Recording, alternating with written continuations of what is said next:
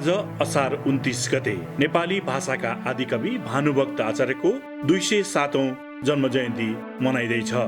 विक्रम सम्वत 1871 असार 29 गते अष्टमीको दिन तनहुँको चुदी रम्गामा भानुभक्त आचार्यको जन्म भएको थियो। उनका पिताको नाम धनञ्जय आचार्य थियो भने बाजे श्रीकृष्ण आचार्य संस्कृतका प्रकाण्ड विद्वान थिए। उनैबाट भानुभक्तले प्रारम्भिक शिक्षा संस्कृतमै प्राप्त गरेका थिए। स्वभावतः भानुभक्तलाई संस्कृतको पनि राम्रो ज्ञान थियो, तर उनले काव्य रचनाका लागि नेपाली भाषालाई नै अँगाले। उनले सबभन्दा पहिले नेपालीमा काव्य रचना गरेकाले उनलाई आदिकवि पनि मानिएको हो। उनी यथार्थमा हाम्रा राष्ट्रिय कवि पनि हुन्। यिनै कुराले उनलाई राष्ट्रिय विभूतिको रूपमा प्रतिष्ठा दिइएको छ। भानुभक्त आचार्यले 18 वर्षको उमेरमा पहिलो कविता लेखेका थिए। 20-22 वर्षको अथक परिश्रमले उनले अन्य रचनाहरू साथै रामायणका 7 काण्डको रचना गरेका पनि हुन्। रामायणका अतिरिक्त उनका अरू रचनाहरूमा भक्तमाला, प्रश्नोत्तरी र बधु शिक्षा विशेष उल्लेखनीय छन्। यिनमा प्रश्नोत्तरीलाई चाहिँ शङ्कराचार्यकृत सुभाषित नामक संस्कृत ग्रन्थको रूपमा अनुवाद भनिन्छ। ब्राह्मण परिवारको जन्म भएकाले भानुभक्तको शिक्षा दीक्षा लालन पालन त्यसै अनुरूप धार्मिक अनि सांस्कृतिक अनुशासनमा भएको हो।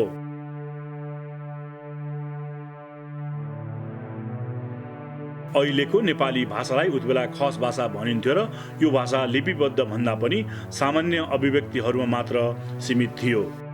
15औं शताब्दीमा खस राजाहरूको पराजयसँगै खस भाषा पनि ओझेलमा परेको थियो।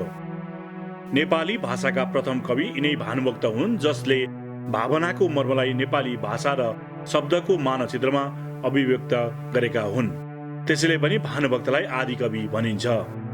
उतिबेला कविताहरू र औपचारिक साहित्यहरू संस्कृत भाषामा हुने गर्दथे। यस अर्थमा संस्कृत भाषा बुझ्न र बुझाउन सक्ने ब्राह्मणहरूको आवश्यकता र महत्त्व धेरै थियो।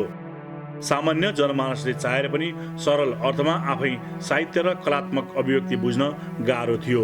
भानुभक्तले उतिबेला सम्पूर्ण रामायणलाई नै संस्कृतबाट सरल नेपालीमा लिपिबद्ध गरिदिए। अचम्मको कुरा के छ भने अनुवाद गरिए तापनि नेपाली संस्करणको रामायण अलौकिक रूपमै छन्द र भावको दोभान जस्तो छ। अझ फराकिलो हिसाबले सोच्ने हो भने त भानुभक्तले अध्ययन र ज्ञानलाई भाषा मार्फत सरलीकृत गरेर सबै नेपालीहरूको सरल पहुँचमा विस्तार गरेका हुन् भन्न सकिन्छ। आफ्नो समाज र परिवेशबाटै भानुभक्तले सिकेका हुन्, तसर्थ यिनको रचना समाज र व्यावहारिकताको सङ्गम पाइन्छ। भानुभक्तको जीवनमा एकजना घाँसीले उनलाई प्रेरणा दिएको हो। घाँसी दरिद्र भए तापनि घाँस काटेर पाएको पैसाले समाजका लागि पानी खाने कुवा खन्दछ। भानुभक्तलाई आफू घाँसी भन्दा पनि धनी भए तापनि समाजका लागि केही गरौँ भन्ने भाव नभएको महसुस भएर आफूप्रति ग्लानि पनि लाग्दछ। तर सबैको देन आआफ्नै हुन्छ। भानुभक्तका शब्द र अभिव्यक्तिले कथेका काव्यहरू अझै पनि नेपाली दलिनहरूभित्र सुरक्षित रूपमा राखिएका छन्।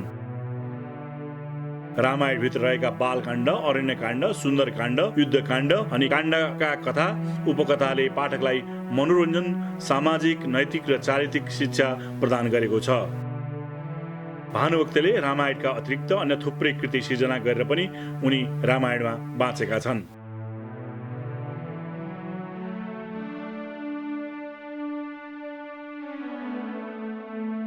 गाउँलेहरूले एकै ठाउँमा रामायण वाचन गरेर सुन्नु अहिलेको 3D या 4D सिनेमा हेरेको भन्दा धेरै रसास्वादन गरेर आत्मसात गरिन्थ्यो।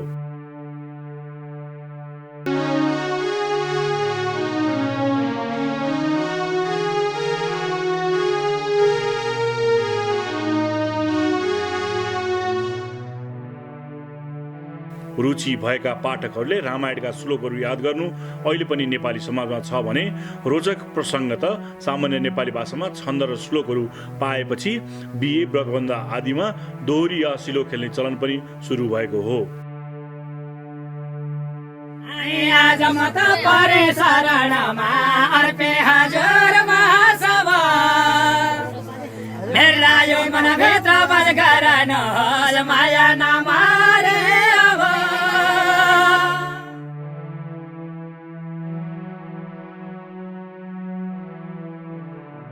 यस अर्थमा आजको दोहोरी र लोकगीतहरूको उद्गम बिन्दु पनि नेपाली समाजका लागि भानुभक्तको सरल रामायण नै हो भन्दा अत्युक्ति हुँदैन।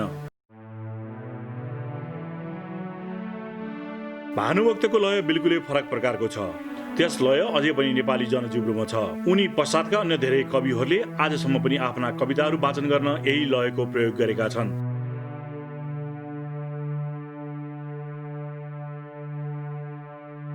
भानुबाजे अर्थात् भानुभक्तको सम्झनामा नेपाल, भारतको दार्जिलिङ लगायतका क्षेत्रहरू पनि नेपाली समाज भएका विश्वभरिकै देशहरूमा भानु जयन्ती मनाइन्छ।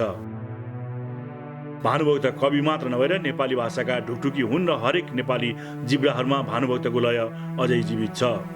भानुभक्तका विरोध र समालोचनामा समेत धेरै कुराहरू लेखिए। उनलाई केवल अनुवादकको बिल्ला लगाउन चाहने नाङ्गा तर्कहरू पनि आए, तर ती कुराहरू उनीप्रतिको अन्याय हो। तत्कालीन संस्कृत भाषा हुँदा हुँदै पनि नेपाली भाषा मार्फत सम्पूर्ण नेपालीलाई समेट्दै अथवा एउटै साङ्लोमा हुँदै भानुभक्तले नेपालीमै रामायण लेखिदिएका कारण एक अर्कालाई बुझ्न, जान्न र एकअर्काको बारेमा अर्थ लगाउन अथवा एकअर्काका बीच संवाद गर्नका लागि नेपाली भाषा सहज हुने भएकोले भानुभक्तको रामायणको विशेष चर्चा हुने गरेको पनि हो। आज भानुभक्त आचार्य नेपालभित्र मात्र छैनन्। जहाँ जहाँ नेपाली छन्, नेपाली भाषा छ, त्यहाँ त्यहाँ भानुभक्त आचार्य छन्। भानुभक्तलाई दार्जिलिङ, सिक्किमतिर उत्तिकै श्रद्धापूर्वक धेरै उल्लासका साथ मनाउने गरिन्छ। 207औं भानु जयन्ती मनाइरहँदा भानुभक्त देशदेखि विदेशसम्म पुगेका छन्। हरेक नेपालीलाई एउटै साङ्लोमा उन्दै अथवा नेपाली भित्र रहेको प्रतिभालाई अनुवाद गर्दै भानु जयन्तीका अवसरमा विभिन्न लेख रचना मार्फत आफूलाई उज्याउने गरेको धेरै पाइन्छ। धेरै सृजनाकर्मीहरू भानु जयन्तीमै कविता, कथा, गीत, गजल प्रस्तुत गरेर आफूलाई अगाडि ल्याउने गरेका छन्। भानुभक्त आचार्यको जन्म जयन्ती उनको जन्मस्थान चुदिरी हमगाउँमा पनि भव्यताका साथ मनाउने गरिएको छ। जात जाति अथवा भाषाभाषी केही पनि नबनिकन सम्पूर्ण नेपालीको एउटै साङ्लोमा उनिएका आदिकवि भानुभक्तको 207औं जन्म जयन्तीका अवसरमा हार्दिक श्रद्धा सुमन।